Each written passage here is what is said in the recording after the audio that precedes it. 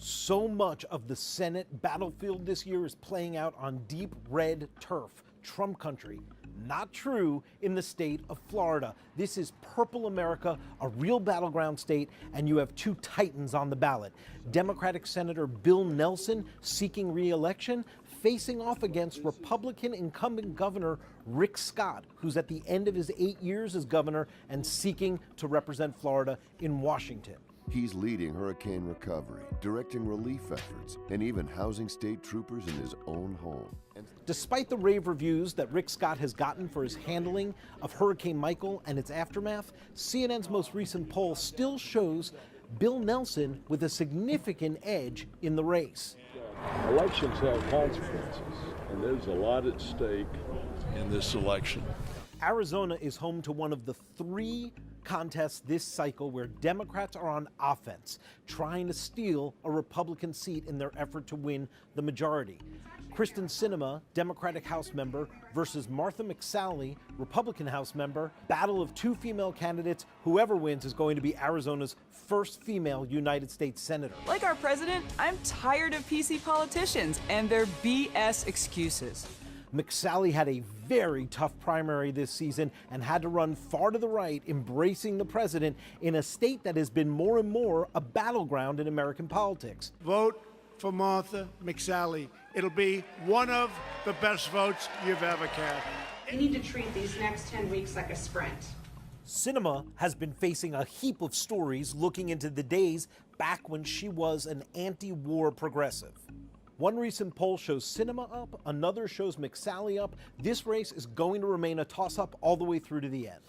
The fact that Tennessee is rated a toss-up this year is astonishing in and of itself, and it is one of three Republican seats that the Democrats are really targeting to try to win the majority in the United States Senate. Wasn't supposed to be a contest. Bob Corker retired. Hey, Phil Bredesen, how are you? Democrats scored the biggest, best recruiting effort they had. The former Democratic governor, who is still quite popular in Tennessee despite its red tilt. He's running against House Republican Marsha Blackburn. She has the huge support of President Donald Trump, who has been to the state multiple times to campaign for her. A vote for Marsha is really a vote for me and everything that we stand for. He won it big in 2016, and he is looking to be responsible for keeping it in the Republican column in 2018. Oh, folks, I love you. I'll tell you what. Just to note how tricky it is for a Democrat running in Trump country like this, Phil Bredesen is on the air with an ad explaining, If President Trump proposes something good for Tennessee, I'll be with him.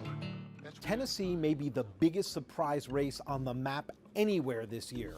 Missouri is home to one of those contests where a Democrat is up for re-election in a state that Donald Trump won by double digits in 2016. Senator Claire McCaskill is seeking her third term to the United States Senate. Her opponent, Attorney General Josh Hawley, the Republican, is trying to paint her as out of touch with Missouri values. Now we've got a big choice in this election between the heartland middle-class way of life and the radical left-wing agenda of the D.C. liberals. Sometimes I agree with the president. That means sometimes I disagree with the president. That means sometimes I agree with my own party, and other times I disagree with my party. Hawley has put the battle over Supreme Court justices at the center of his campaign. It's how he launched it, and he has been riding the Brett Kavanaugh wave ever since he was confirmed to the Supreme Court. The polls in this race have been razor thin. This is a dead heat race. It has been all year long. It will remain so. If Democrats lose this seat, it's almost impossible for them to win a majority.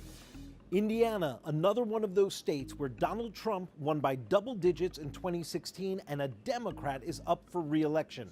That Democrat is Joe Donnelly. He's seeking his second term in the United States Senate, and he's up against Republican businessman outsider Mike Braun. The White House and the Republican establishment is all in for Braun. So give me some reinforcements, please, okay? And Donnelly is in that position of Democrats in Trump country that have to dance a little bit to not offend some Trump voters they need to win. I split with my own party to support funding for Trump's border wall.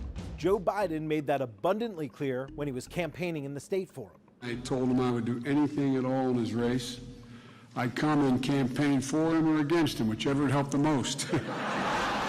If the Democrats lose Indiana, it is almost impossible for them to win the majority in the United States Senate. Nevada is one of 3 states where Democrats are truly on offense, trying to win a state currently held by a Republican. Dean Heller is the incumbent Republican senator. He is the only Republican up for re-election in a state Hillary Clinton won in 2016, and he is definitely, therefore, the most endangered incumbent Republican senator of the cycle.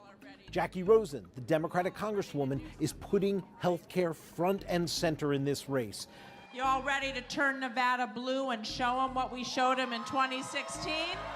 Dean Heller was initially opposed to repealing Obamacare before he voted for it. Mr. Heller. That mixed messaging caused him problems with the president, as the president was trying to get him on board with repeal. Look, he wants to remain a senator, doesn't he? Okay. When he finally got there, President Trump decided he was all in for Heller and has been out in Nevada campaigning for him. This race has been unbelievably tight in the polls. It's a key presidential battleground state as well. This is going to remain tight all the way through to Election Day.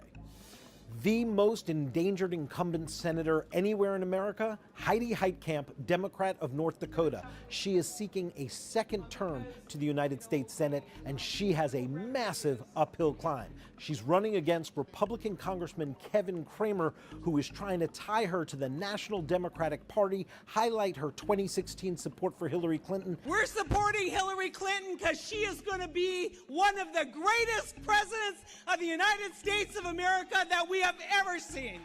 In addition to the very tough political terrain, Heitkamp has had a rough final month here in the campaign. She voted against Brett Kavanaugh for the Supreme Court, even though a majority of North Dakotans wanted to see him there. And then her campaign put out a newspaper ad full of women's names who they claimed were victims of sexual assault or abuse without their permission to do so. Heidi Heitkamp has had to spend the closing days of her campaign apologizing for that action. This race was always a bit of a long shot for Democrats, but in the final stretch here, it really looks like it is beyond their reach, which means Democrats, if they lose North Dakota, are really going to have to sweep the rest of the board.